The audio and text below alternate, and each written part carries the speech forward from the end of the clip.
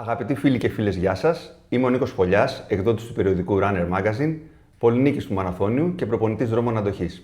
Σήμερα θα μιλήσουμε για τι άλλο, για το τρέξιμο. Θα μιλήσουμε για τις προπονητικές μεθόδους, για τον όγκο της προπόνησης, αλλά και για το πόσο ο εξοπλισμός μπορεί να επηρεάσει όχι μόνο την απόδοση, αλλά και την εμπειρία μας στο τρέξιμο. Μαζί μας για την κουβέντα αυτή έχουμε τον Δημήτρη Τσάκαλο, πρωταθλητή στους δρόμους αντοχής σε 10 χιλιόμετρα, ημιμαραθώνιο και μαραθώνιο, την Εύη Σκαρώνη, γυμνάστρια με εξειδίκευση στο functional training, στο crossfit και δοκιμάζει και την εμπειρία του Hyrox, και τον Θανάση Κοτσάνη, μαθηματικό αλλά και δρομέα στον ημιμαραθώνιο και στο μαραθώνιο. Δημήτρη, καλησπέρα.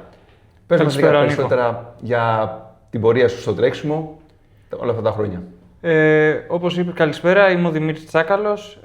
Ασχολούμαι με τον πρωταθλητισμό στο Στίβο εδώ και 11 χρόνια. Έχω μεγάλη εμπειρία από αγώνες σε πανελλήνια πρωταθλήματα. Έχω κατακτήσει 15 μετάλλια σε πανελλήνια πρωταθλήματα σε όλες τις ηλικιακές κατηγορίες.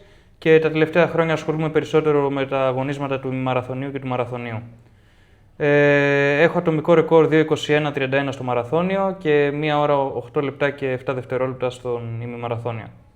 Πολύ ωραία. Εύη, για πες μας λίγο για την εμπειρία σου με τον αθλητισμό. Καλησπέρα, Νίκο. Είμαι η Εύη. Είμαι 34 ετών και ανέκαθεν ασχολούμαι με κάποιο άθλημα που είχε ως βασικό συστατικό, θα το έλεγα, το τρέξιμο. Τα τελευταία χρόνια ασχολήθηκα αρκετά με το τρίαθλο, μικρή και ολυμπιακή απόσταση. Και τώρα, τον τελευταίο καιρό, ασχολούμαι λίγο με την τάση της εποχής, το δοκιμάζω κι εγώ, το Hyrox. Το Hyrox λοιπόν είναι ένα άθλημα που έχει ως επιτοπλίστων το τρέξιμο σαν βάση. Έχει 8 χιλιόμετρα ξεχωριστά, μαζί με μία άσκηση. Οπότε είμαι στη διαδικασία τώρα προετοιμασίας για να πάρω μέρος στον πρώτο μου επίσημο αγώνα Hyrox. Τέλεια. Θανάση. Καλησπέρα και από μένα, Νίκο. Μαθηματικός από όσο γνωρίζω. Ναι, βεβαίως. Εγώ ξεκίνησα να τρέχω έτσι το 2018 πιο πολύ για να βελτιώσω λίγο κάπως τη φυσική μου κατάσταση. Από το 2022 αγωνίζομαι με την ομάδα του Ηλισσού. Τρέχω σε όλα τα πανελλήνια πρωταθλήματα, ημιμαραθωνίου, μαραθωνίου, δρόμου και των 10 χιλιόμετρων. Είμαι στο ΓΑΣ Ηλισσό. Και έτσι κάποιες ατομικές μου επιδόσεις. Η καλύτερη μέχρι στιγμής είναι στο μαραθώνιο σε 2 ώρες και 37 λεπτά και στον ημιμαραθώνιο δρόμο σε 1 ώρα και 13 λεπτά. Πολύ ωραία. Για να δούμε λιγάκι πόσο μέσα στην εβδομάδα σας και μέσα στον προπονητικό κύκλο έχουν τη θέση τους οι διάφορες μορφές προπόνησης. Για παράδειγμα, το ελεύθερο τρέξιμο, ειδικές προπονήσεις όπως είναι η διαλυματική, το tempo run και τα long run. Δημήτρη, θες να μας πεις λίγο σαν ποσοστό ποιος είναι ο όγκος της προπόνησης που κάνεις και πώς μοιράζεται όλο αυτό μέσα στην εβδομάδα σου. Εντάξει, τώρα τα τελευταία χρόνια που έχω αρχίσει και κάνω περισσότερο προπονήσεις μαραθωνίου, ο όγκος μου εβδομαδιαίως προπόνησης είναι αρκετά αυξημένος. Αυτή τη στιγμή κάνω περίπου στα 140, προσπαθώ 140-150 χιλιόμετρα τη βδομάδα. Και εντάξει, όπως καταλαβαίνεις, αυτό περιλαμβάνει αρκετές προπονήσεις. Είναι 9 με 10 προπονήσεις τη βδομάδα, οι οποίες είναι διαφορετικές μεταξύ τους, εννοείται. Έχει πολλά συνεχόμενα αργά τρεξίματα, έχω ένα long run την Κυριακή μεγαλύτερης απόστασης, interval προπονήσεις στις Τρίτες κυρίως, ακόμα και tempo runs, δηλαδή τα συνδυάζω όλα μαζί. Ποιο απολαμβάνεις περισσότερο? Εμένα το αγαπημένο μου είναι τα tempo runs και ιδιαίτερα άμα δεν τα κάνω μέσα στο στάδιο και τα κάνω σε κάποια διαδρομή έξω, είναι νομίζω η προπόνηση που μου αρέσει περισσότερο από όλες. Και σαν ποσοστό της εβδομαδιαίας σου προπόνησης, το ελεύθερο τρέξιμο πόσο χώρο πιάνει? Είναι αρκετά χιλιόμετρα, δηλαδή θεωρώ τώρα με ποσοστό δεν νομίζω ότι μπορώ να σου πω. Ή σαν αριθμό χιλιόμετρων? Είναι, άμα βάλουμε 15 χιλιόμετρα περίπου μέσο όρο και είναι από τις 10 προπονήσεις οι 6 με 7, είμαστε περίπου στα 70 χιλιόμετρα πλάς. Άρα είσαι πάνω από 60-70%. Ναι, ναι. Πολύ ωραία. Αυτό επιβεβαιώνει και την τάση που υπάρχει και που λέει ότι ο μεγαλύτερος όγκος των ελεύθερων χιλιόμετρων καθορίζει λίγο και την συνολική απόδοση του κάθε αθλητή μέσα από έρευνες που έχουν γίνει. Οι κορυφαίοι δρομείς, οι Ολυμπιονίκες, παγκόσμιοι πρωταθλητές ξεχωρίζουν και ο μεγαλύτερος αριθμός των ελεύθερων χιλιόμετρων που κάνουν μέσα στην εβδομάδα είναι ένα στοιχείο που δηλώνει το κομμάτι της επιτυχίας. Για πες μας, Εύη, εσύ το τρέξιμο πόσο χώρο πιάνει στην προπόνησή σου? Και να πούμε ότι είσαι και μητέρα 2 μικρών παιδιών, έτσι. Πόσο δύσκολο? Οπότε ο χρόνος είναι περιορισμένος τα τελευταία χρόνια. Παρ' όλα αυτά είναι κάτι που δεν πρόκειται να σταματήσω ποτέ. Τώρα μέσα στην εβδομάδα μου Τα χιλιόμετρα, εμένα είναι κάπως διαφορετικά δομημένα οι προπονήσεις μου, γιατί είναι ένα τελείως διαφορετικό άθλημα. Οπότε, μέσα στην εβδομάδα έχω σίγουρα διαλυματική προπόνηση, έχω ένα tempo run και έχω και προσομοιώσεις του αγώνα Hyrox, προπονήσεις δηλαδή που βασίζονται σε τρέξιμο και μία άσκηση, όπως είναι το ski erg, τα wall ball, sled push, sled pull, που αυτό γίνεται συνήθως 2 με 3 φορές την εβδομάδα. Κάνω επίσης κάποια sprint, γιατί ασχολούμαι και με το CrossFit, που έχει έτσι πολύ μικρές αποστάσεις και έχει ουσιαστικά έκρηξη περισσότερο. Μιλάμε για συνήθως 200 με 300 μέτρα, οπότε κάνω και προπονήσεις που περιλαμβάνουν sprint. Τα ελεύθερα τρεξίματά μου είναι πιο περιορισμένα, δηλαδή είμαι γύρω στα 2 την εβδομάδα με λίγα χιλιόμετρα, δηλαδή εγώ είμαι κοντά στα 5 χιλιόμετρα κάθε προπόνηση. Άρα αντιλαμβάνομαι ότι πιο πολύ δίνεις βάρος στην εξειδικευμένη προπόνηση, ακριβώς, γιατί αυτό θα κληθείς να κάνεις ακριβώς, και στον αγώνα. Αυτό τον καιρό, ναι, γιατί είναι και είναι κάτι που είναι αρκετά καινούριο, είναι μια νέα τάση, οπότε έχω αφιερωθεί σε αυτό το κομμάτι για να ανταπεξέλθω όσο καλύτερα μπορώ στον αγώνα που έχω προγραμματίσει. Και γενικά νομίζω ότι ό,τι είναι καινούριο γενικότερα δεν υπάρχουν και πολλά δεδομένα. Δεν υπάρχουν πολλά στάνταρ, ακριβώς. Ανακαλύπτεις λίγο. Ακριβώς. Δηλαδή τα προπονητικά μου πλάνα είναι λίγο διαφορετικά εβδομάδα με τη βδομάδα. Βλέπω, έχω κάνει και μια προσομοίωση αγώνα σε έναν αγώνα που έγινε εδώ στην Ελλάδα, όχι όμως στον επίσημο αγώνα. Οπότε είδα έτσι λίγο πάνω κάτω πού βρίσκομαι, τι μπορώ να βελτιώσω και πού πρέπει να δώσω περισσότερη βάση. Παρ' όλα αυτά, το τρέξιμο για αυτόν τον αγώνα είναι το βασικό κομμάτι. Δηλαδή, είναι 8 χιλιόμετρα χωρισμένα σε χιλιάρια, που είναι ένα 70% θεωρώ του αγώνα είναι το τρέξιμο. Οπότε δίνω αρκετά μεγάλη βάση, όχι όμως σε long run, ας πούμε, ή tempo run. Είναι λίγο διαφορετική η προπόνηση. Μάλιστα, πολύ ενδιαφέρον. Και ελπίζω να καταφέρεις να βρεις την σωστή αναλογία στις προπονήσεις σου για να σε βοηθήσουν να σε βοηθήσει και στους αγώνες. Νομίζω είμαι πολύ κοντά. Είμαι πολύ κοντά. Μέχρι τον αγώνα που έχω προγραμματίσει τον Νοέμβρη θεωρώ ότι θα είμαι σε καλή κατάσταση. Πολύ ωραία. Θάνο, για πες, μαθηματικά, αλγόριθμοι και τρέξιμο. Πώς συνδυάζονται όλα αυτά και πώς σε βοηθάει αυτή η σκέψη στο κομμάτι της προπόνησης? Αυτό σαν βασικό, ας πούμε, χαρακτηριστικό μέσα στην καθημερινότητά μου, λόγω και του όγκου της εργασίας που έχω, γιατί το μαθηματικό το έχω σαν καθηγητικό κομμάτι, είμαι καθηγητής. Παρά λοιπόν βάζω και χιλιόμετρα, οπότε όσο αυξάνεται το ένα, αυξάνεται και το άλλο. Είναι συναρτήσεις δηλαδή που λέμε, τα χιλιόμετρα με τις ασκήσεις. Εγώ στην αρχή έβλεπα το τρέξιμο ως μέσο εκτόνωσης. Σταδιακά όμως άρχισα να βλέπω ένα challenge και να βλέπω ότι δεν υπάρχει κάποιο limit up και οι επιδόσεις μου να βελτιώνονται μέρα με τη μέρα, μήνα με το μήνα, με τις προπονήσεις και βέβαια μετά πάντα έρχεται το επιστέγασμα όλων αυτών σε έναν αγώνα, μια καλή επίδοση κτλ. Τα τελευταία τώρα περίπου 3 χρόνια, επειδή και οι απαιτήσεις και η συνεργασία που έχουμε με τον προπονητή έχουν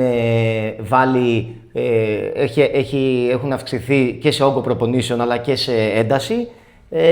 Προσπαθώ λοιπόν εγώ να κάνω όσο επιτοπλίστων πρωινά τις προπονήσεις μου, τις κάνω σε μόνιμη βάση το πρωί.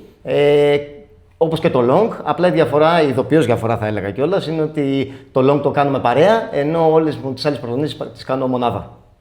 Εντάξει, αυτό είναι δύσκολο, αλλά σίγουρα σε βοηθάει να χτίσεις καλύτερη αυτοπεποίθηση και να είναι αυτό που λέμε, ότι χτίζεις mentality μέσα από αυτό. Και βέβαια όταν κάτι το αγαπάς, δεν το βλέπεις σαν αγκαρία, το βλέπεις σαν κομμάτι της ζωής σου και ποτέ δεν το αφήνεις. Πολύ σωστά. Τι είναι αυτό που πιστεύεις ότι σε βοήθησε να κάνεις το βήμα παραπάνω και να βελτιωθείς έτσι ώστε να μπορείς να πρωταγωνιστείς και σε κάποιους αγώνες? Ποιο κομμάτι της προπόνησης είναι αυτό που πιστεύεις ότι σε βοήθησε περισσότερο? Όταν καταρχήν και ο ογκομετρικός αριθμός, ας πούμε, των χιλιόμετρων που αυξήθηκε, ο όγκος δηλαδή εν ολίγης είναι πιο απλά, αλλά και το ότι μέσα στην εβδομάδα είχαμε προπονήσει σε 2 προγράμματα, Τρίτη και Πέμπτη. Την Τρίτη κάναμε κυρίως intervals και την Πέμπτη κάναμε μικρά κομμάτια, δηλαδή 2.000, 3.000, 5.000 ή αλλιώς κάναμε tempo. Αυτά τα 2 τα προγράμματα ήταν, νομίζω, που μου δώσαν ένα επιπλέον boost για να μπορέσω να ανταπεξέλθω στις απαιτήσεις και να δω μια ατομική βελτίωση σταδιακά όλο και πιο μεγάλη. Δημήτρη, ποια ήταν η πιο δύσκολη στιγμή που βίωσες έναν αγώνα και πώς το αντιμετώπισες? Η πιο δύσκολη στιγμή ήταν η μάχη που έδωσα με τον εαυτό μου για να μην τα παρατήσω στο μαραθώνιο. Και αυτό που με κράτησε ήταν ο κόσμος απ' έξω που φώναζε και οι σκέψεις στους δικούς μου ανθρώπους που περίμεναν στον τερματισμό, αλλά και στην προπόνηση που είχα κάνει τόσες εβδομάδες πριν. Εύη, όπως είπαμε, το Hyrox είναι μια νέα τάση. Συνδυάζει ασκήσεις ενδυνάμωσης και τρέξιμο. Για πες μας λίγο πώς είναι αυτή η εμπειρία. Θεωρώ ότι είναι ένα άθλημα το οποίο απευθύνεται σε ένα ευρύ κοινό. Οι ασκήσεις που περιλαμβάνονται σε έναν αγώνα Hyrox και σε μια προπόνηση κατ' επέκταση είναι ασκήσεις οι οποίες είναι πιο βατές και τεχνικά πιο εύκολες από ό,τι π.χ. στο CrossFit. Δεν έχει αυτή την εξειδίκευση με τις μπάρες, με τα μονόζυγα, τα τεχνικά κομμάτια της άρσης βαρών, gymnastics, δηλαδή είναι ασκήσεις οι οποίες ένας μέσος ασκούμενος θα τις κάνει κάποια στιγμή στο γυμναστήριο, αν κάνει ειδικά και προπόνηση functional, είναι ασκήσεις που σίγουρα θα είναι στο ασκησιολόγιό του. Οπότε ουσιαστικά έχει καταφέρει να ενώσει τον κόσμο που κάνει μια functional προπόνηση με τον κόσμο που κάνει κιόλας σε κάποια κομμάτια running, τρεξίματος. Οπότε είναι ένας συνδυασμός που μακροπρόθεσμα θα προσεγγίσει αρκετό κόσμο. Ήδη αυτό φαίνεται, ήδη υπάρχει ένα hype και περιμένουμε πώς και πώς να έρθει και στην Ελλάδα σαν επίσημος αγώνας. Το κομμάτι του κάρντιο είναι το βασικό κομμάτι στον αγώνα αυτόν του Hyrox. Γιατί είναι ουσιαστικά πέρα από τις ασκήσεις, οι οποίες είναι ασκήσεις, όπως είπαμε, functional, είναι ένας αγώνας και μία προπόνηση που διαρκεί σίγουρα πάνω από 1 ώρα και 1/4, 20 λεπτά. Και θεωρώ ότι υπάρχει αρκετό μέλλον σε αυτό το κομμάτι και εδώ είμαστε να το δούμε. Είναι στην αρχή του τώρα, οπότε θεωρώ ότι θα έχουμε, όπως και στο CrossFit πριν 15 χρόνια περίπου που είχε έρθει στην Ελλάδα, έχει υπάρξει μεγάλη εξέλιξη, έτσι θα δούμε μπροστά μας και τους αγώνες Hyrox. Ωραία. Θανάση, τι κοινά έχουν η ιδιότητά σου ως καθηγητής που προετοιμάζει παιδιά για να λάβουν μέρος στις εξετάσεις με την προετοιμασία στους μαραθωνοδρόμους? Νίκο, εγώ αυτό που λέω σε όλους μου τους μαθητές είναι ότι η προετοιμασία για το αγώνισμα του μαραθώνιου δρόμου των 42 χιλιόμετρων απαιτεί επιμονή, υπομονή, προσήλωση και πείσμα και να μην τα παρατήσει ποτέ. Να είναι δηλαδή πάντα προσιλωμένος σε αυτό που θέλει να πετύχει, το καλύτερο δυνατό δηλαδή για τον εαυτό του. Έτσι είναι και η διαδικασία της προετοιμασίας του για τις πανελλήνιες εξετάσεις. Χρειάζεται υπομονή, επιμονή και το no pain, no gain είναι κάτι πολύ σημαντικό που πρέπει να το έχει πάντα στη φαρέτρα του. Πολύ ωραία. Για να δούμε λίγο τώρα αυτό που ονομάζουμε shoe rotation, η εναλλαγή των παπουτσιών μέσα στον προπονητικό κύκλο και μέσα στη διαδικασία της προπόνησης. Πλέον υπάρχει με πολύ μεγάλη γκάμα επιλογών. Υπάρχουν παπούτσια που είναι εξειδικευμένα για τους αγώνες μας, για τις ιδιαίτερες προπονήσεις μας. Έχουμε λοιπόν μια πολύ μεγάλη γκάμα παπουτσιών. Εσύ, Δημήτρη, ποιο είναι το shoe rotation που κάνεις, δηλαδή ποια παπούτσια επιλέγεις για κάθε είδος προπόνησης? Εντάξει, η αλήθεια είναι ότι, όπως είπα και πριν, το μεγαλύτερο ποσοστό του όγκου, του χιλιομετρικού μου όγκου είναι σε χαλαρά τρεξίματα, οπότε εκεί προτιμάω συνήθως παπούτσια τα οποία να είναι πολύ απορροφητικά, να απορροφούν τους κραδασμούς και εμένα να το νιώθω στο πόδι μου ότι δεν με βαραίνει πολύ, να νιώθω ότι είναι μαλακό και ότι με πηγαίνει άνετα.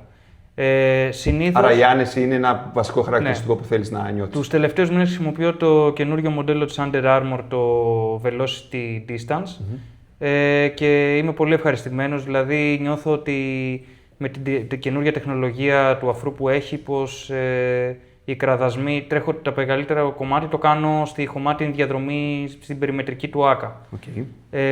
Και νιώθω ότι με έχει βοηθήσει πολύ και το κρατάω όσον αφορά τα συνεχόμενα τρεξίματά μου, τα ελεύθερα. Από όσο ξέρω, εκεί το έδαφος δεν είναι τελείως ομαλό. Πόσο σε βοηθάει στη σταθερότητα η αίσθηση που έχεις πέρα από το κομμάτι της άνεσης? Γι' αυτό ακριβώς το αναφέρω και εντάξει, οι πολλοί το γνωρίζουν, όσοι τρέχουν, είναι μία από τις πιο συνήθεις διαδρομές στα βόρεια προάστια για κάποιον που κάνει συνεχόμενο τρέξιμο. Έχει κάποια πετραδάκια, λίγο χώμα, δεν είναι αρκετά. Ναι, δεν είναι όλο άσφαλτος δηλαδή. Οπότε γι' αυτό είναι ακόμα πιο σημαντικό να υπάρχει πολύ καλή απορρόφηση των κραδασμών. Γι' αυτό και το αναφέρω κιόλας. Ωραία. Στις ειδικές προπονήσεις, στα τέμπο που είναι και το αγαπημένο σου? Στα τέμπο θα βάλω κάτι πιο γρήγορο σίγουρα. Θα δώσω έμφαση στο παπούτσι να έχει καλή επιστροφή ενέργειας. Να νιώθω ότι δεν με κουράζει τόσο, ότι έχει καλή επιστροφή ενέργειας μεν, αλλά δεν με κουράζει τόσο και μυϊκά. Άρα δεν είναι τόσο μαλακό. εννοείς? Ναι, σίγουρα και συνήθως θα έχει κάποιο plate μέσα. Τώρα είναι τα τελευταία χρόνια που έχουν βγει τα carbon plates κτλ.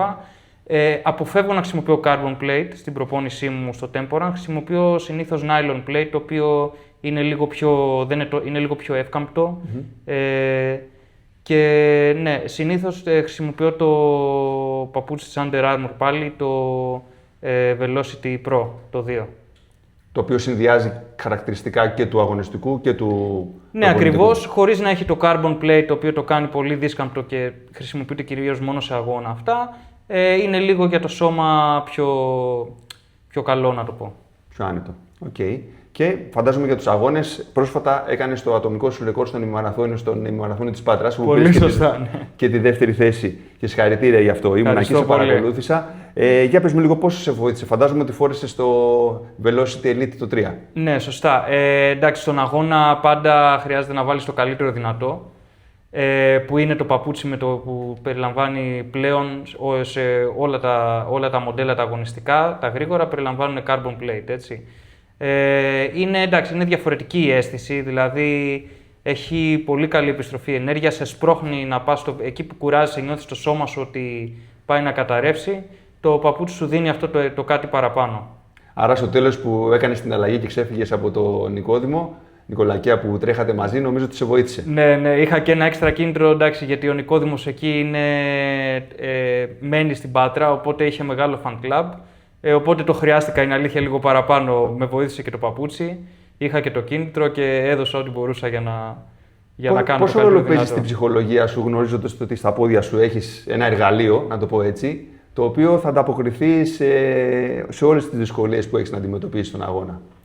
Εντάξει, είναι πολύ σημαντικό και γενικά θεωρώ ότι η εξέλιξη της τεχνολογίας στο παπούτσι, γενικά τα τελευταία χρόνια, όχι μόνο στα αγωνιστικά αλλά και στα υπόλοιπα παπούτσια, βοηθάει πολύ.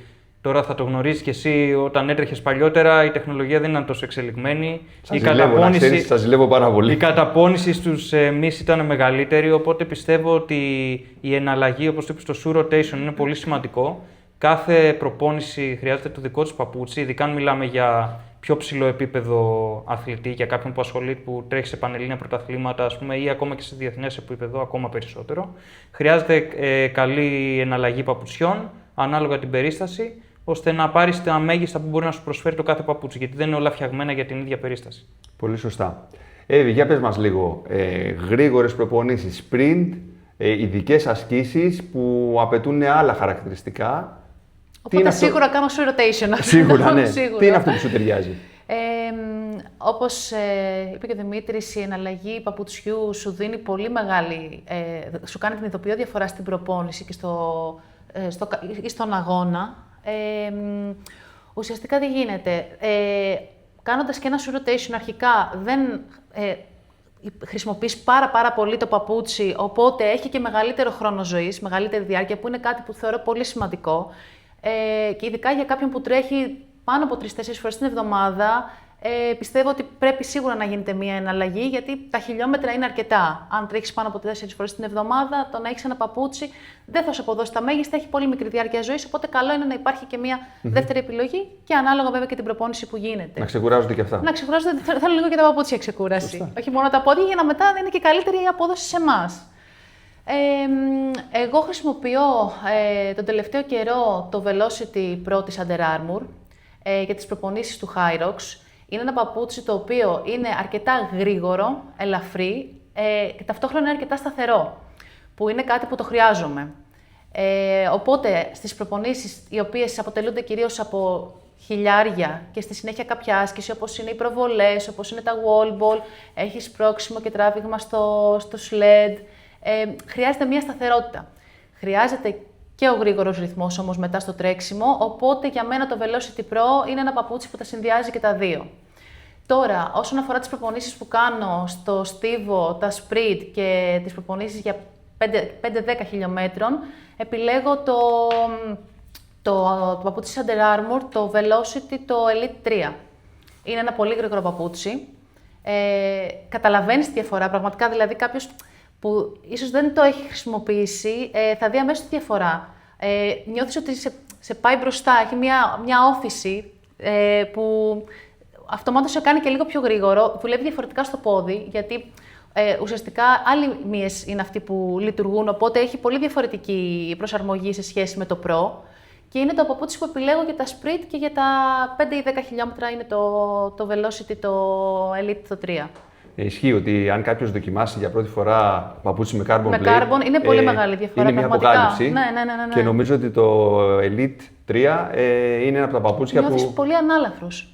Πολύ πιο ανάλαφρος από ένα παπούτσι που δεν έχει το carbon.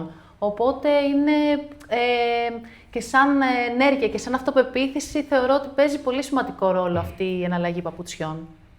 Πολύ ωραία. Θανάση, για πες μας τη δική σου εμπειρία. Και εγώ θα συμφωνήσω και μάλιστα απολύτως και με τα δύο τα παιδιά. Θεωρώ είναι βασική προϋπόθεση να έχεις σίγουρα στη συλλογή σου 2 με 3 παπούτσια. Βέβαια, αυτό πάντα πρέπει να ξεχωρίσουμε. Είναι μια λεπτομέρεια που κάνει και τη διαφορά. Ένας ο οποίος μπαίνει τώρα στο χώρο του τρεξίματος, θεωρώ ότι θα πρέπει σίγουρα να έχει 2 παπούτσια, ένα που να του δώσει τα χιλιόμετρα, οπότε να χτίσει πάνω σε αυτά και σιγά σιγά να βάλει και ταχύτητα. Επομένως θεωρώ ότι το Distance πιάνει έτσι μια ευρεία γκάμα αθλητών ή νέων γενικά στο χώρο, αθλούμενων, και από εκεί και πέρα θα πρέπει να έχει και ένα παπούτσι που να τον βοηθήσει στο να κάνει, ας πούμε, σιγά σιγά να βάλει ένταση στις προπονήσεις του. Θεωρώ ότι αντίστοιχα το πρώτο 2 είναι ένα παπούτσι πολύ ελαφρύ, είναι ένα παπούτσι που δεν έχει το nylon plate, δεν έχει το carbon plate, επομένως δεν θα σε ξεγελάσει ούτε να ξεφύγεις στην προπόνησή σου, επομένως να παίξεις σε γαλακτικό, αλλά από την άλλη θα σου δώσει και την αναγκαία άνεση να μπορείς να βγάλεις ένα τέμπο ή μικρά κομμάτια με την λιγότερη δυνατή καταπώνηση. Συνήθως σε τι επιφάνειες τρέχεις? Εγώ συνήθως τρέχω και εγώ σε δρόμο. Άσφαλτο δηλαδή. Σε άσφαλτο δηλαδή, ναι. Ακόμα ο προπονητής μου επιλέγει τα tempo runs να τα κάνουμε όσο γίνεται σε άσφαλτο, έτσι ώστε εκτός από την προπόνηση που θα σου δώσει την ταχύτητα κτλ. Να χτίζεις και στο κομμάτι της δύναμης, να βελτιώνεσαι και εκεί. Έτσι λοιπόν θα συνεχίσω σε αυτό, για την άσφαλτο να πω ότι το distance χαρακτηριστικά όταν έκανα 20 και 25 χιλιόμετρα σε αυτό το διάστημα τώρα που τα χρησιμοποιώ, δεν είναι το θέμα αν με ενόχλησε ή όχι, είναι ότι ένιωθα ότι τα δάχτυλά μου δικά μπροστά ανέπνεαν. Οπότε είχα ακόμα να συνεχίσω. Θα το πω και λίγο έτσι στη γλώσσα της φυσικής, δεν ένιωθα κάποια κάθετη αντίδραση του εδάφους. Επομένως αυτό μου δίνει και έτσι την αίσθηση ότι όπως πάνε οι καρδιακοί μου παλμοί, που δεν παίζανε στα κόκκινα, έτσι ήταν και όλο μου το μυϊκό σύστημα. Άρα η άνεση ήταν αυτό που σου έδινε, ναι, και ψυχολογικά, ναι, να νιώσεις ότι μπορείς να πας. Και θεωρώ ότι και εντάξει, εμείς θα το πούμε λίγο και με την εμπειρία μας, ένα stability, ότι θέλουμε να νιώθουμε έτσι, μια σταθερότητα στην επιφάνιση πρόσφυση του εδάφους, αλλά θεωρώ και ένας ο οποίος μπαίνει τώρα στο χώρο, το θέλει αυτό και κυρίως και για ψυχολογικούς λόγους, αλλά και για λόγους ηθικούς, περαιτέρω εννοώ να του δώσει έτσι ένα boost παραπάνω. Ωραία. Δημήτρη, ποιο είναι το μεγαλύτερο λόγο που κάνεις για την προετοιμασία για το μαραθώνιο? Αν γνωρίζω καλά, θα συμμετάσχεις στο μαραθώνιο της Κοπενχάγης, ο οποίος είναι. Ναι, σωστά. Θα τρέξω το μαραθώνιο της Κοπενχάγης που είναι σε 5 εβδομάδες από τώρα, στις 10 Μαΐου. Για το μεγαλύτερο long. Το μεγαλύτερο που έχω κάνει ποτέ είναι στα 34 χιλιόμετρα. Δεν έχω τρέξει ποτέ παραπάνω. Τώρα στην προετοιμασία μου για την Κοπενχάγη, επειδή δεν είχα τόσο χρόνο όσο θα ήθελα, δηλαδή περιόρισα λίγο. Η προπόνησή μου, η βασική, δεν θα είναι παραπάνω από 8-9 εβδομάδες, λόγω κάποιας αρρώστιας που είχα. Οπότε θα φτάσω μέχρι τα 30-32, δεν θα κάνω παραπάνω. Αλλά πιστεύω ότι είναι υπεραρκετό. Για μένα το πιο σημαντικό είναι δεν είναι τόσο το long run σαν long run, αλλά το να μπορείς να βγάλεις μια προπόνηση tempo, μεγάλο χιλιομετρικό όγκο ας πούμε, στο ρυθμό του αγώνα. Όταν λέω μεγάλο, εννοώ να μπορείς να κάνεις, ας πούμε, 3 ή 4 πεντάρια στο ρυθμό του αγώνα και να βγαίνει άνετα. Εντάξει, αυτό είναι και κάτι που καλό είναι να τα πούν και οι φίλοι μας που μαθαίνουν τώρα λίγο και προπονούνται μόνοι τους. Είναι μια σημαντική συμβουλή. Το γεγονός ότι δεν παίζει ρόλο τόσο να μπορέσουμε να βγάλουμε σώνη και καλά μια πολύ μεγάλη απόσταση, αλλά κυρίως να νιώθουμε καλά με τις αποστάσεις που τρέχουμε. Ναι, εντάξει, εγώ δεν είμαι προπονητής προσωπικά, ούτε έχω τελειώσει κάποια σχολή ΤΕΦΑ, έχω τελειώσει βιοχημία, δηλαδή έχω ασχοληθεί με κάτι τελείως άσχετο. Αλλά η προσωπική μου γνώμη μετά από τόσα χρόνια προπόνηση είναι ότι ειδικά για κάποιον που δεν τρέχει τώρα 2,5 ώρες όπως εγώ, αλλά τρέχει 4-5 ώρες το μαραθώνιο, Δεν είναι τόσο να κάτσει να κάνει 35 χιλιόμετρα που θα του πάρει και πολύ περισσότερη ώρα από ό,τι θα πάρει σε κάποιον σαν εμένα, ας πούμε. Αλλά να κάνει συστηματικά προπόνηση, να κάνει και 1-2 μεγάλα, ας πούμε, στα 30 χιλιόμετρα, αλλά να μην το έχει πανάκια ότι αυτό είναι το πιο σημαντικό. Ωραία. Το ρεκόρ σου στον μαραθώνιο είναι με ένα ρυθμό 3:20 το χιλιόμετρο, σωστά? 3:21 νομίζω. 3:21, ωραία. Σε τι ρυθμό τρέχεις τα ελεύθερα ως τρεξίματα, τα easy runs? Να πω την αλήθεια, όταν είμαι εντελώς μόνος μου, μ' αρέσει και να βάζω μουσική ακουστικά και να πηγαίνω ανάλογα με την αίσθηση. Περίπου, όταν πόσο θα είμαι τρέχεις? καλά, θα είναι γύρω στο 4:20. Το οποίο και κάποιοι θεωρούν ότι είναι και γρήγορο.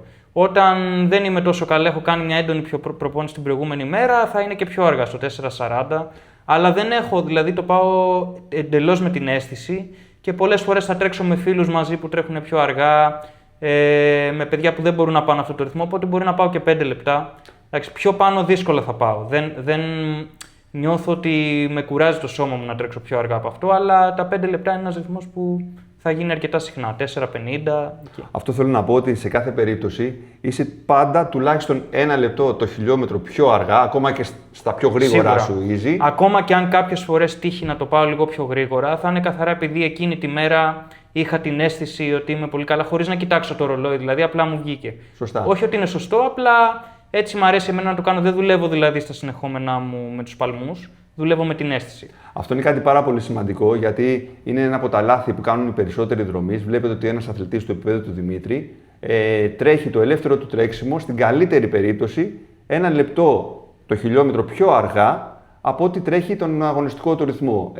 Αν δούμε, οι περισσότεροι δρομείς τρέχουν τα καθημερινά τους χιλιόμετρα περίπου στον ίδιο ρυθμό με αυτό που κάνουν και στον αγώνα. Κάτι το οποίο δεν το αντιλαμβάνουν, το νομίζουν ότι όταν τρέξουν πιο γρήγορα και πάντα κοντά στον αγωνιστικό ρυθμό θα έχουν το καλύτερο αποτέλεσμα, τότε όμως δεν γίνονται οι προσαρμογές που χρειαζόμαστε. Εσύ, Εύη, σε τι ρυθμούς κινείσαι? Και πόσο ρόλο παίζει και η ενδυνάμωση στο δικό σου το κομμάτι? Ακριβώς. Υπάρχει λόγω του ότι ας μιλήσουμε για το Hyrox, που ουσιαστικά είναι ένα άθλημα που έχει και την ενδυνάμωση, ένα πολύ βασικό στοιχείο είναι η ενδυνάμωση και τα τρεξίματα.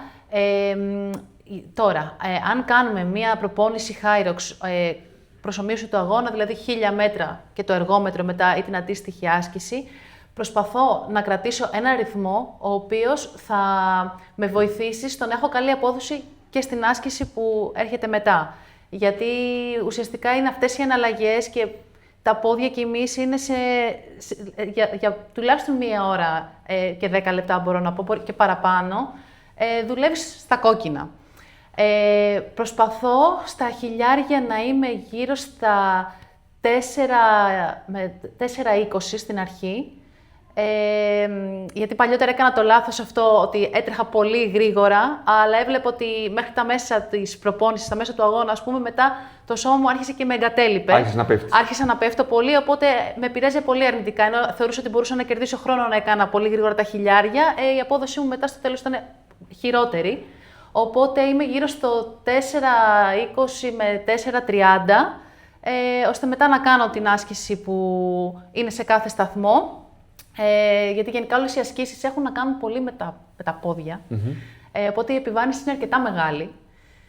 Στις προπονήσεις μου τώρα δουλεύω στα 5 λεπτά κι εγώ, είμαι εκεί κοντά στα 5 λεπτά, ώστε να είμαι άνετη, να μου βγει καλά και η άσκηση και το τρέξιμο, και σε προσομοιώσεις όπως το να κάνω λιγότερα χιλιόμετρα, δηλαδή να κάνω 500 αντί για χιλιάρια, γιατί και αυτός είναι ένα πλάνο προπόνησης. Εκεί θα πάω στα 4 λεπτά, 4:15 περίπου. Χωρίς να έχω την εμπειρία, δεν το έχω δοκιμάσει ποτέ, μπορώ να αντιληφθώ από κάποιες εικόνες που έχω δει ότι πέρα από την άνεση που πρέπει να έχει το παπούτσι που φοράς στο κομμάτι του τρεξίματος, έτσι ώστε να είναι τα πόδια σου όσο δυνατόν πιο φρέσκα για την επόμενη άσκηση, ακριβώς, παίζει ρόλο και η σταθερότητα και πόσο και η πρόσφυση. Δηλαδή, επειδή νομίζω ότι σπρώχνετε αντικείμενα, άρα η πρόσφυση πρέπει να είναι κάτι πάρα πολύ σημαντικό. Είναι πολύ σημαντική. Πώς ανταποκρίνεται το μοντέλο που χρησιμοποιείς? Γι' αυτό έχω επιλέξει και το Velocity το Pro, το 2. Είναι ένα πολύ γρήγορο παπούτσι, όπως είπα πριν, δηλαδή στα τρεξίματά μου είναι πραγματικά πάρα πολύ άνετο. Έχει αυτή τη σταθερότητα που χρειάζομαι στα κομμάτια όπως είναι οι προβολές, όπως είναι τα μπέρμπις με άλμα. Τώρα τι γίνεται, αν έχεις ένα παπούτσι, π.χ. είχα δοκιμάσει και το Velocity το Elite, που είναι ένα παπούτσι πάρα πολύ γρήγορο. Τι γίνεται όμως, η σταθερότητα του Pro σε σχέση με τις ασκήσεις που υπάρχουν στο κομμάτι του Hyrox είναι πολύ σημαντική. Πρέπει να κάνεις ένα burpees με άλμα προς τα εμπρός. Όταν ένα παπούτσι έχει carbon μέσα, θα σε σπρώξει, δεν θα σε αφήσει να σταματήσεις, που είναι κάτι που πρέπει να σταματήσεις να φτάσεις σε ένα συγκεκριμένο σημείο. Όπως επίσης τις προβολές, να τις κάνεις γρήγορα πρέπει να είσαι σταθερός. Οπότε το Pro είναι ένα παπούτσι που τα συνδυάζει όλα και είναι αυτό που χρησιμοποιώ 100% στις προπονήσεις μου. Τέλεια. Βλέπουμε λοιπόν πόσο πολύ μπορεί να επηρεάσουν αυτές οι μικρές λεπτομέρειες στο τελικό αποτέλεσμα και γενικότερα στην εμπειρία που έχεις να δώσεις. Δηλαδή, εμπειρικά, επειδή έχω δοκιμάσει και τα δύο παπούτσια, η σταθερότητα που προσφέρει το Pro και η ταχύτητα όμως, γιατί παίζει πολύ σημαντικό ρόλο, είναι η καλύτερη επιλογή. Ωραία. Θανάση, για πες μου λίγο, είσαι φαν του αρνητικού περάσματος στο μαραθώνιο ή τρέχεις πιο γρήγορα στην αρχή? Η αλήθεια είναι ότι τρέχω πιο γρήγορα στην αρχή και το έχω πληρώσει αυτό. Ειδικά σε όλα τα πανελλήνια πρωταθλήματα που έχω τρέξει στο μαραθώνιο εδώ στην Αθήνα. Δεν είχα ποτέ αρνητικό πέρασμα. Αλλά είναι αυτό που λέμε ότι από τα λάθη μαθαίνεις. Και πλέον το έχω βελτιώσει. Δηλαδή, έχω φτάσει να είναι πολύ μικρή διαφορά, όπως το Βερολίνο που είχα κάνει το 2.37.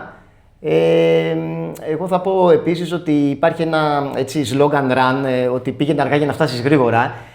Αυτό αν το καλοσκεφτούμε λίγο και κάνουμε μια αναγωγή στην προετοιμασία για έναν μαραθώνιο, θα δούμε ότι όντως αυτό ισχύει και ισχύει και μάζα και 100%, γιατί εάν ας πούμε κάνεις τα ελεύθερά σου απλά με την αίσθηση, αλλά και εκεί που είσαι καλά να μην πιέσεις παραπάνω, να σεβαστείς το σώμα σου, να το αφήσεις δηλαδή και να μην παρασυρθείς, και φτάσεις σε σημείο να βγάζεις τα προγράμματά σου χωρίς και πάλι να δίνεις το 100%, θεωρώ ότι σε συνδυασμό με το Velocity, το Elite, το 3, που είναι ένα official έτσι, αγωνιστικό racing παπούτσι δηλαδή, όταν κάποιος λοιπόν μπει και το πατήσει στην έναρξη του αγώνα και είναι και fresh, αισθάνεται fresh, νομίζω ότι είναι ο τέλειος συνδυασμός.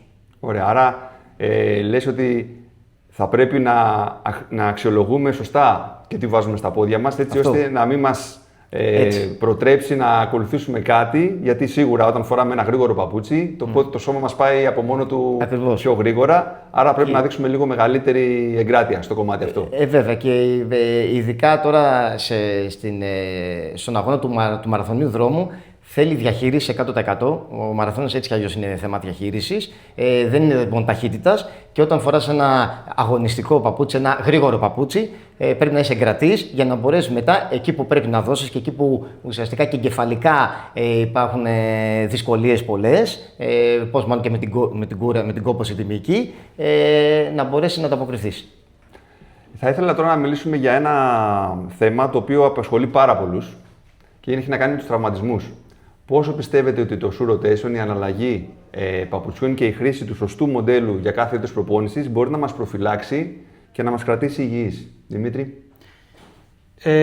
Πιστεύω είναι αυτό που είπες, όχι το shoe rotation, αλλά η σωστή επιλογή παπουτσιού για το κάθε είδος προπόνησης. Δηλαδή, για παράδειγμα, όλος ο κόσμος ξέρει ότι αυτά τα παπούτσια καινούργιας τεχνολογίας με τα carbon είναι τα καλύτερα για να βάλεις σε αγώνες.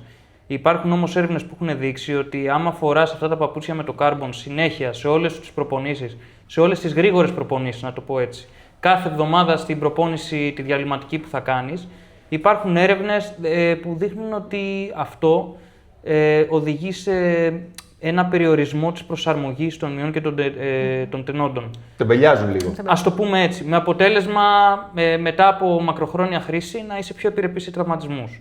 Γι' αυτό πιστεύω ότι είναι σημαντικό, όπως είπα. Εγώ δεν το χρησιμοποιώ. Το carbon το παπούτσι μου θα το βάλω μόνο στους αγώνες και θα το βάλω και σε κάποιες στοχευμένες προπονήσεις πριν τον αγώνα για να δουλέψει λίγο το παπούτσι, να ανοίξει, να το ξέρει το πόδι μου, να το έχει δοκιμάσει. Αλλά δεν θα το βάλω κάθε εβδομάδα, ας πούμε, που έχω ακούσει και αθλητές σε όλα τα επίπεδα και σε επίπεδο πανελλήνιου πρωταθλήματος ότι τους αρέσει να κάνουν τις περισσότερες προπονήσεις με carbon παπούτσια. Άρα και ένα μοντέλο όπως το Speed θα μπορούσε εναλλακτικά, το οποίο δεν έχει carbon plate, να το χρησιμοποιήσει σε κάποιες γρήγορες προπονήσεις.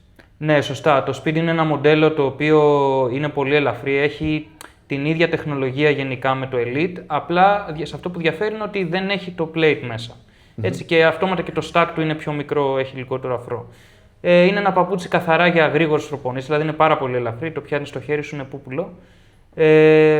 Το χρησιμοποιώ για προπονήσεις, άμα κάνω διαλυματικές προπονήσεις, ας πούμε 400, 600, έτσι λίγο πιο γρήγορους ρυθμούς. Πιο έχεις της ελευθερίας. Ναι, και όχι τόσο μεγάλες χιλιομετρικά, δηλαδή δεν θα φτάσει ποτέ αυτή η προπόνηση, ο όγκος της να είναι 20 χιλιόμετρα. Έτσι. Και όπου ουσιαστικά δεν με χρεώνει, να το πω έτσι, το γεγονός ότι δεν έχει τον αφρό, γιατί είναι πιο μικρό η προπόνηση σε όγκο. Πολύ ωραία. Εύη, εσύ πώς έχεις βιώσει λίγο αυτή την επίδραση που έχει το παπούτσι που φοράς στο πώς ανταποκρίνονται οι μυς σου μετά την προπόνηση και πώς προστατεύονται? Όπως είπε και ο Δημήτρης, είναι πάρα πολύ σημαντικό το ότι φορώντας ένα διαφορετικό παπούτσι, ουσιαστικά επηρεάζει διαφορετικά τους μύες κάθε φορά που χρησιμοποιείς. Και για μένα αυτό είναι πολύ σημαντικό, γι' αυτό επιλέγω διαφορετικό παπούτσι σε κάθε προπόνηση. Συνήθως τα μεγάλα, τα δικά μου τα long run είναι τα 5 χιλιόμετρα, δεν είναι τα 30. Θα χρησιμοποιήσω το distance. Είναι ένα παπούτσι το οποίο είναι πάρα πολύ ελαφρύ, πάρα πολύ σταθερό. Η επιστροφή ενέργειας, όσο έχω βιώσει στο στίβο, τρέχω σε στίβο και σε δρόμο, αλλά όσο επιτοπλίσω στο στίβο, νιώθω τα πόδια μου μετά πολύ ξεκούραστα. Οπότε είναι ένα παπούτσι το οποίο το επιλέγω για αυτές τις προπονήσεις. Αντίστοιχα, στα μικρά κομμάτια, στα sprint ή στους αγώνες, και εγώ χρησιμοποιώ το Velocity, το Elite, το 3, που όπως είπε και πάλι ο Δημήτρης, δεν είναι ένα παπούτσι που μπορείς να το χρησιμοποιήσεις κάθε εβδομάδα. Δηλαδή, είναι ένα παπούτσι που πραγματικά είναι μόνο για τους αγώνες ή για κάποιες πολύ γρήγορες και στοχευμένες προπονήσεις. Γιατί όντως μπορείς να σε ξεγελάσει. Δηλαδή, έχεις και διαφορετικό πάτημα. Δεν ξέρω αν συμφωνείτε. Πολύ διαφορετικό πάτημα. Να προσθέσω και κάτι, Νίκο, σε αυτό. Δεν είναι μόνο το ότι αυτό που είπα, ότι οι μύες και οι τένοντες ουσιαστικά προσαρμόζονται άμα φοράς συνέχεια αυτά τα παπούτσια. Έτσι, αυτά τα παπούτσια και λόγω της τεχνολογίας τους έχουν και περιορισμένη διάρκεια ζωής. Αρκετά πιο περιορισμένη από ένα παπούτσι, ας πούμε, που δεν έχει. Έτσι ώστε να μπορούν να αποδίδουν το 100%. Ακριβώς. Όχι ότι δεν μπορεί να το χρησιμοποιήσει μετά, αλλά χάνεται αυτό το effect που έχει, το σημαντικό, αυτό που σου δίνει την έξτρα όθηση. Που τελικά όμως είναι και το πιο σημαντικό, γιατί όλους μας ενδιαφέρει το τι θα γράφει το ρολόι στο τέλος, μόλις περάσουμε τη γραμμή του τερματισμού. Φυσικά. Άρα... Και όταν παίρνεις ένα παπούτσι και κάνεις μια επένδυση, γιατί πλέον όλα τα παπούτσια με carbon plate κινούνται από 200 ευρώ και πάνω. Θες να πάρεις το μέγιστο από την επένδυσή σου. Έτσι, άρα και ο τρόπος που τα χρησιμοποιούμε είναι πάρα πολύ σημαντικός. Δεν θέλει ούτε υπέρχρηση, σωστή χρήση την κατάλληλη στιγμή για να πάρουμε το 100%. Για πες μου, Θανάση, εσύ πώς το σκέφτεσαι? Εγώ προσωπικά θεωρώ ότι το να βάλεις ένα παπούτσι το οποίο θα το φορείς δηλαδή στον αγώνα, το να το βάλεις και αρκετές φορές σε αρκετές δηλαδή αντίστοιχα προπονήσεις πριν τον αγώνα, ίσα-ίσα θα έχει αρνητικό πρόσημο και όχι θετικό. Ο ένας και ο πιο απλός λόγος είναι ότι πρέπει το πόδι να μάθει να ρολάρει χωρίς την βοήθεια του plate από κάτω, δηλαδή του να έχεις την ψευδαίσθηση ότι σε αφήνει να φύγεις εύκολα. Πρέπει, και πόσο μάλλον όταν βάζεις και χιλιομετρικό όγκο, θεωρώ ότι χρειάζεται ένα παπούτσι το οποίο να είναι λίγο πιο σκληρό, να μην είναι τόσο μαλακό, όπως είναι το distance που έχουμε μπροστά μας, και να μπορούν και τα δάχτυλα, όπως είπα και νωρίτερα, να αναπνέουν μπροστά, να είναι άνετο παπούτσι, και να βάζεις για προπονήσεις που θες να κάνεις ταχύτητας ένα παπούτσι το οποίο μπορεί ακόμα να είναι και το speed. Υπό ποια έννοια όμως? Ότι θα πας να κάνεις, ας πούμε, μια διαλυματική προπόνηση 400-800, λέω εγώ τώρα ένα παράδειγμα, και να βάλεις κάτι το οποίο να είναι και χαμηλό σε drop, όπου και εδώ βέβαια, μια μικρή παρένθεση τώρα, το drop υπάρχει εδώ, είναι λίγο, οι απόψεις δεν είναι διήστατο, αλλά είναι και λίγο, κάποιοι το έχουν διαφορετικά στο μυαλό τους. Δεν έχει να κάνει με την υψομετρική διαφορά με το έδαφος, έχει να κάνει με την υψομετρική διαφορά που έχει το μπροστινό μέρος με το πίσω μέρος του. Πολύ σωστά. Και αυτό πρέπει να το έχει στο μυαλό του ένας δρομέας, και πόσο μάλλον ένας δρομέας που θέλει στη συλλογή του να έχει 2 με 3 παπούτσια στην προετοιμασία του, για να μπορέσει να συνδυάσει όλα αυτά. Δηλαδή να κάνει και χιλιόμετρα από τη μία αρκετά, να κάνει και κομμάτια έντονα, αλλά να κάνει και tempo run από την άλλη. Και το πιο σημαντικό επίσης θεωρώ ότι όταν κλείνει η εβδομάδα, η προπονητική με το long, Το long ειδικά θέλει ένα παπούτσι που να είναι άνετο, να μην είναι ένα παπούτσι αγωνιστικό και να έχει, ας πούμε, το πρώτο δύο έχει, ας πούμε, το nylon plate μέσα. Εάν λοιπόν, όπως εμένα, ας πούμε, τώρα πρόσφατα ο προπονητής μου είχε, ας πούμε, 3 εφτάρια να κάνω δηλαδή progressive μέσα στο long, με βοήθησε πάρα πολύ το pro, με βοήθησε πολύ στην αλλαγή και στο να νιώσω επίσης στη συνέχεια άνετα, τα δάχτυλά μου δηλαδή να τα ανεβαίνουν, το ξαναλέω μπροστά, αλλά και να έχω και την αίσθηση ότι το παπούτσι με πηγαίνει, αλλά και εγώ μπορώ να το ακολουθήσω. Δηλαδή είμαι καλά να το ακολουθήσω και δεν είναι αγώνας και είναι προπόνηση. Να μείνουμε δηλαδή στο κομμάτι της προπόνησης. Καταλαβαίνω για μία ακόμη φορά από τα λεγόμενά σου πόσο πολύ σε επηρεάζει το να νιώθεις άνετα κατά τη διάρκεια της προπόνησης, να αποφορτίζονται οι μυς σου, να μην φορτώνουν δηλαδή από την πάροδο των χιλιόμετρων σε υψηλό ρυθμό. Και να σου δίνει αυτή την φρεσκάδα, να το πω έτσι, ότι έκανα το πρώτο εφτάρι, κάνω το διάλειμμά μου, πάω το δεύτερο, πάω το τρίτο και συνεχίζω να νιώθω καλά. Και ακόμα επειδή τρέχουμε όλα τα long, εμείς τα κάνουμε σε δρόμο και έχει εναλλαγές κλήσεων, ακόμα και με το πέρας του χρόνου, αν κουραστεί το πόδι, θα πρέπει να το νιώθεις ότι πατάς, ας πούμε, και είναι κάτι σαν αφρό, να έχει την αίσθηση του αφρού, αλλά να μην έχει την αίσθηση ότι μετά δεν μπορεί να σηκωθεί το πόδι από το έδαφος. Να μην βουλιάζει. Ότι τραβάει, να μην βουλιάζει. Οπότε... Έχει δηλαδή την απόκριση που χρειάζεται έτσι ώστε να νιώθει ότι σε κάθε σου βήμα. Ακριβώς. Παίζει ένα ρόλο αυτό, ας πούμε, η τεχνολογία του Nylon Plate και του Hover Plus που έχει το Velocity το πρώτο δύο. Λοιπόν, ξεκινώντας από την κορυφή της γκάμας της νέας σειράς Velocity, έχουμε το Elite, έχουμε το Pro, έχουμε το Speed, έχουμε το Distance και έχουμε και το Pace. Αν σου έλεγαν ότι θα πρέπει να διαλέξεις 3 από αυτά, ποια ήταν αυτά που θα διάλεγες? Να διαλέξω για μένα προσωπικά. Θα σου πω αυτά που χρησιμοποιώ και περισσότερο εγώ. Νούμερο 1, το Velocity Distance, που όπως είπα είναι το παπούτσι που κάνω στις περισσότερες προπονήσεις, επειδή είναι πιο αργού ρυθμού προπονήσεις. Οπότε ο μεγαλύτερος χιλιομετρικός όγκος θα τον έβγαζα με αυτόν. Δεύτερο, θα διάλεγα το Pro, το Velocity, το πρώτο 2, για να μπορώ να κάνω τις προπονήσεις μου tempo ή ακόμα και πιο γρήγορες διαλυματικές, χωρίς να έχω την επιρροή αυτή του Carbon Plate. Και τρίτο, το αγωνιστικό μου παπούτσι φυσικά για τους αγώνες μου, το Velocity Elite 3. Σε ένα φίλο μας ο οποίος ξεκινάει τώρα το τρέξιμο ή δεν τρέχει τόσο συστηματικά, τι θα του πρότεινες? Άμα λέμε για κάποιον που δεν τρέχει συστηματικά ή μπαίνει τώρα να ασχοληθεί με το τρέξιμο, εγώ προσωπικά πιστεύω ότι το Carbon Plate δεν χρειάζεται. Πιστεύω ότι με ένα παπούτσι, εκτός αν τρέχει μαραθώνιο, αν μιλάμε για μαραθώνιο, αλλά αν μιλάμε για μικρότερες αποστάσεις, συνήθως κάποιος που ξεκινάει τώρα δεν μπαίνει κατευθείαν να τρέξει μαραθώνιο. Ξεκινάει με 5-10 χιλιόμετρα ή με μαραθώνιο. Πιστεύω ότι το πιο σημαντικό είναι να έχεις ένα παπούτσι με το οποίο θα κάνεις τις περισσότερες προπονήσεις σου, τα long run σου, και πάλι θα επέλεγα το Velocity Distance και θα διάλεγα 2 παπούτσια, όχι 3, και δεύτερο θα διάλεγα το πρώτο 2, με το οποίο μπορείς να το χρησιμοποιήσεις και σαν αγωνιστικό. Η διαφορά τους δεν είναι μεγάλη. Η διαφορά του Nylon Plate με το Carbon Plate έχει να κάνει με το πόσο εύκαμπτο είναι. Αλλά και πόση δύναμη μπορείς να βάλεις εσύ για να πάρεις πίσω. Φυσικά. Εντάξει, το Carbon Plate σου επιστρέφει λίγο περισσότερη δύναμη, αλλά για κάποιον αρχάριο τώρα αυτό πιστεύω ότι δεν είναι τόσο σημαντικό. Δηλαδή, αν έπρεπε να διαλέξει 2 παπούτσια, θα διάλεγα αυτά.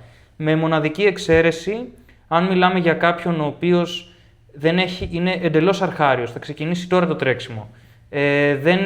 Ίσως έχει και λίγο μεγαλύτερο σωματικό βάρος. Τώρα εμείς εδώ πέρα που είμαστε όλοι αθλητές είμαστε αρκετά λεπτοί, ας πούμε, γιατί το βάρος παίζει ρόλο και στο παπούτσι πάνω. Σε αυτή την περίπτωση μόνο, αντί για το Velocity Distance, θα πρότεινα σαν βασικό παπούτσι για τα τρεξίματα το Velocity το Pace. Πολύ σωστά. Το οποίο έχει τη διαφορά ότι το Velocity το Distance το παπούτσι έχει τη γεωμετρική μορφή, είναι λίγο σηκωμένο και μπροστά η μύτη και πίσω η φτέρνα.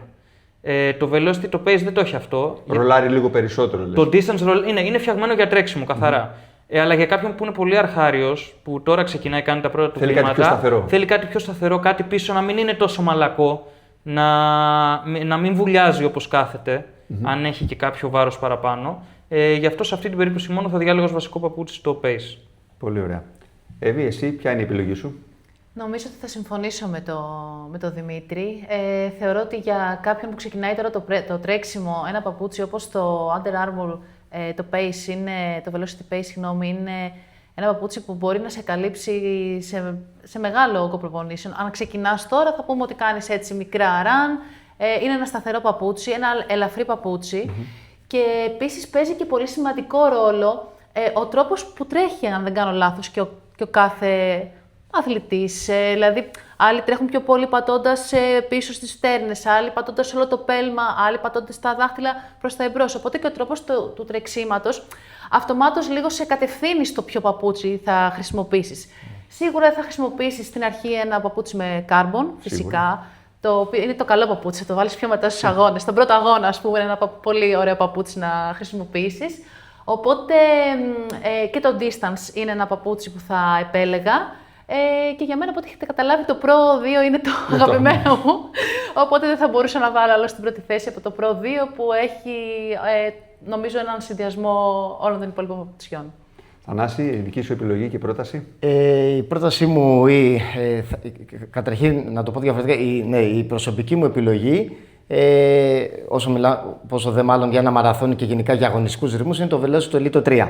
Αλλά από εκεί και πέρα, αν μιλήσουμε λίγο για νέους στον χώρο που θέλουν να κάνουν μια προετοιμασία για το μαραθώνιο, εγώ θα το χωρίσω σε δύο κριτήρια επιλογών. Το ένα κριτήριο έχει να κάνει, βασικά εξαρτάται από το σωματικό του βάρος, όπως είπε και ο Δημήτρης πρωτήτερα, και θεωρώ ότι ένα παπούτσι το οποίο, όπως το Velocity Elite 3, που είναι full carbon plate, δεν θα τον βοηθήσει τόσο και θα έχει και πολύ γρήγορη φθορά και μπορεί ακόμα και να μην έχει και τόσο σταθερό πάτημα και να δημιουργήσει και κάποιο μυϊκό τραυματισμό.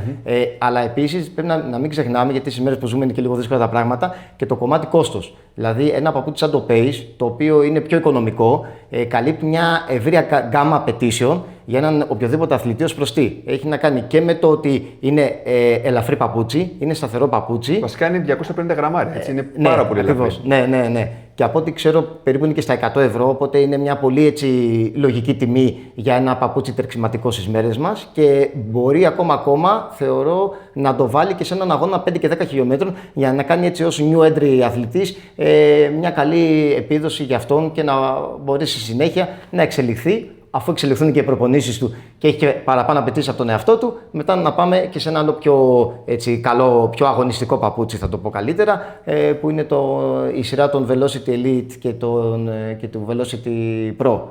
Και μην ξεχνάμε ότι και το Distance είναι ο συνδετικός κρίκος όλων αυτών, γιατί χωρίς το Distance δεν θα μπορέσει να ανταπεξέλθει στον απαιτητικό όγκο των προπονήσεων. Και θεωρώ ότι είναι μια safe και πολύ ποιοτική λύση για έναν οποιοδήποτε δρομέα, είτε είναι αρχάριος είτε είναι έμπειρος. Ωραία. Κλείνοντας λίγο την κουβέντα μας, θα ήθελα να δούμε ποια είναι τα άμεσα σχέδια, αν έχεις κάποιο αγώνα μέχρι την Κοπενχάγη και ποιος είναι και ο στόχος. Ναι, σωστά. Ο μεγάλος μου στόχος είναι ο μαραθώνιος της Κοπενχάγης, όπως είπα σε 5. Όταν λέω στόχος, εννοώ χρόνος. Όπως ξέρεις, το μαραθώνιο παίζει μεγάλο ρόλο το τι καιρό θα συναντήσεις, έτσι. Με καλές συνθήκες, έχω 2:21:31 ρεκόρ, στοχεύω σε μια επίδοση κάτω από το 2:20, που είναι, ας πούμε, και ένα benchmark για τους αθλητές μαραθωνίου.